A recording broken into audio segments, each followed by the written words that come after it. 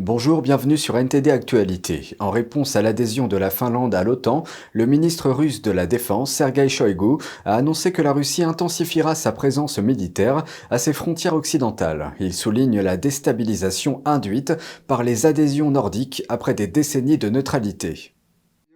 Dans son allocution d'ouverture au collégium du ministère de la Défense, Shoigu a déclaré que la Pologne, membre de l'OTAN, avait déjà annoncé son intention de renforcer son armée et qu'il s'attendait à ce que d'importantes forces et armes de l'OTAN soient déployées en Finlande. Les menaces pour la sécurité militaire de la Fédération de Russie se sont multipliées dans les directions stratégiques de l'Ouest et du Nord-Ouest. L'adhésion de la Finlande à l'OTAN et à l'avenir de la Suède constitue un facteur de déstabilisation important. Après l'adhésion d'Helsinki à l'Alliance, la frontière terrestre de la Russie avec les pays de l'Union a presque doublé.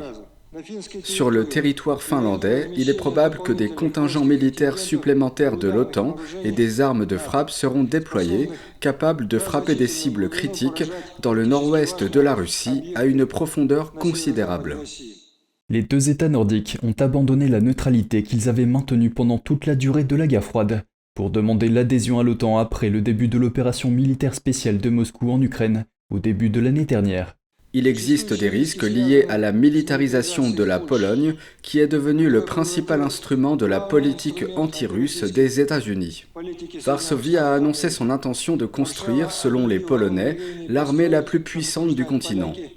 Dans cette optique, des achats d'armes à grande échelle ont commencé auprès des États-Unis d'Amérique, de la Grande-Bretagne et de la République de Corée, y compris des chars, des systèmes d'artillerie, des systèmes de défense aérienne et antimissiles et des avions de combat.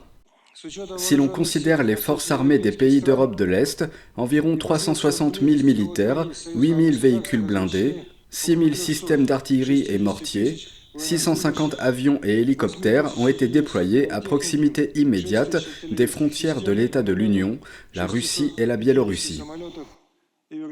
Shoigu a indiqué que le nombre d'unités militaires de l'OTAN extérieures à la région et stationnées en Europe de l'Est avait été multiplié par 2,5 depuis février de l'année dernière et qu'elles étaient désormais au nombre de 30 000 au total.